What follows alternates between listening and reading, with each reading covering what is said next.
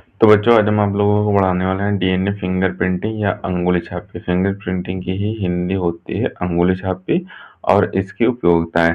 तो ये जो टॉपिक है आपके क्लास 12th बायोलॉजी का वंशागत का आणविक आधार वाले चैप्टर से लिया गया है।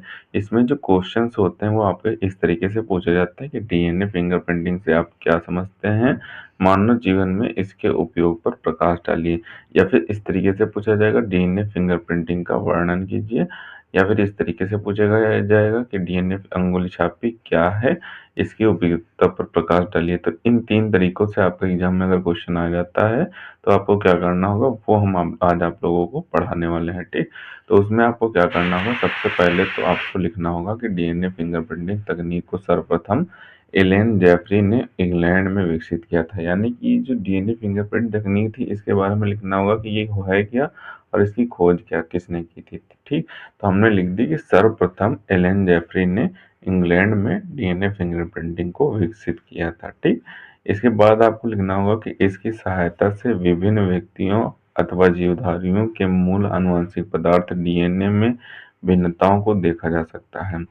यानी कि कहने का तात्पर्य यहाँ पे यह है कि ये जो डीएनए फिंगरप्रिंटिंग तकनीक है इसकी सहायता से जो व्यक्ति है एक व्यक्ति से दूसरे व्यक्ति में कैसे पहचान की जाए कि ये 2 व्यक्ति हैं जो अलग-अलग व्यक्ति हैं। तो यही डीएनए फिंगरप्रिंटिंग ही एक ऑप्शन होता है जिसके द्वारा 2 व्यक्तियों की अलग-अलग पहचान होती है, ठीक है। डीएनए फिंगरप्रिंटिंग की मदद से ही ये 2 व्यक्तियों को अलग-अलग दर्शाता है, ठीक। या फिर जीवधारी हो तो उसमें भी डीएनए फिंगरप्रिंटिंग ही भिन्नताओं को प्रदर्शित करता है, ठीक। आगे आपको लिखना होगा कि प्रत्येक जीवधारी की सभी कोशिकाओं में एक जैसा डीएनए पाया जाता है। यानी कि जो जीवधारी होते हैं उनकी सभी कोशिकाओं में एक जैसा डीएनए पाया जाता है। डीएनए के कारण एक व्यक्ति दूसरे व्यक्ति से भिन्न होता है।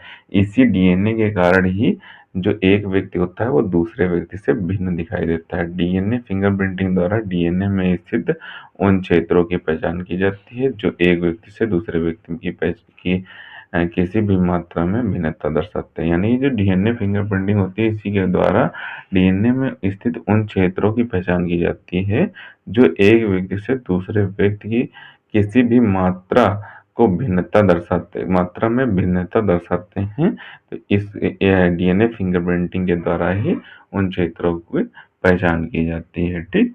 जो कौन से क्षेत्रों की पहचान की जाती है, जो क्षेत्र यह दर्शाते हैं कि एक व्यक्ति जो है वो दूसरे व्यक्ति से किस प्रकार भिन्न है, उन क्षेत्रों की खोज की जाती है, उन क्षेत्रों को पहचाना जाता है, ठीक। तो इतना आपको लिख देना है। अगर पूछा जाए डीएनए फिंगरप्रिंटिंग का वर्णन कीजिए या फिर डीएनए फिंगरप्रिंटिंग क्या होता है या फिर डीएनए अंगुल छापी क्या होता है, तो आपको इतना लिख देना होगा। अगर उपयोग पूछे तो आपको एक हेडिंग बनानी होगी डीएनए फिंगरप्रिंटिंग के उपयोग में आपको लिखना होगा कि डीएनए फिंगरप्रिंटिंग का उपयोग आपराधिक मामलों जैसे खूनी बलात्कार को पहचानने के लिए किया जाता है। यानी कि इस जो डीएनए फिंगरप्रिंटिंग तकनीक है इसके माध्यम से अपराधियों को पता लगाया जाता है कि जो खून और बलात्कार किए जाते हैं कौन से अपराधी ने इस अपराध को किया है उसका पता लगाया जाता है डीएनए फिंगरप्रिंटिंग के माध्यम से, ठीक। दूसरा उपयोग आपका हो जाएगा कि इसका उपयोग पितरक के झगड़ों में पारिवारिक संबंधों में ज्ञात करने के लिए किया जाता है। डीएनए अनुक्रम से विभिन्न प्राणियों के मध्य जैव विकास के संबंध स्थापित किया जा सकते हैं।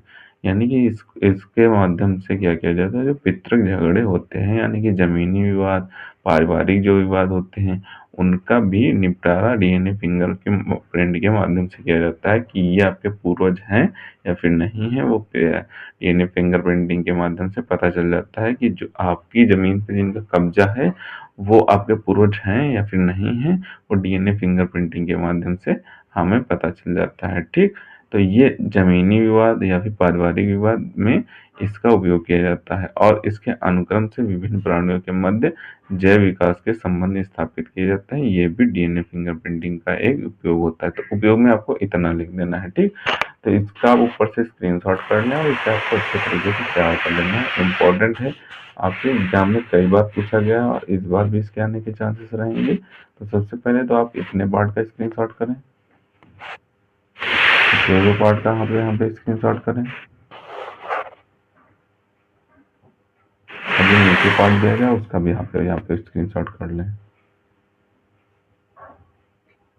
तो इसे आपको अच्छे तरीके से तैयार कर लेना है। इम्पोर्टेंट आंसर है, आपके एग्जाम में आ सकता है, कई बार आया हुआ है। तो इसे अच्छे तरीके से तैयार कर लें। आपका जो केमिस्ट्री का जैव वाला चैप्टर है उसमें भी ये टॉपिक दिया हुआ है। तो आप अगर इसे तैयार कर लेते हैं तो आपके केमिस्ट्री में और बायोलॉजी में दोनों में काम आने वाला है।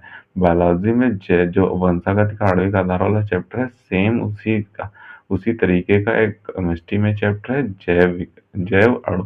तो वो चैप्टर भी हमने आपको करा दिया है और ये चैप्टर भी लगभग समाप्त होने वाला है। ठीक, तो इसे आप अच्छे तरीके से तैयार कर ले। मिलते हैं किसी नए वीडियो में नए टॉपिक के साथ। तब तक के लिए धन्यवाद। और अगर अभी तक आपने हमारे इस चैनल को सब्सक्राइब नहीं किया है तो प्लीज सब्सक्राइब जरूर कर लें, क्योंकि हम इसी तरीके से क्लास 12 से रिलेटेड इंपॉर्टेंट टॉपिक को वीडियो डालते रहते हैं।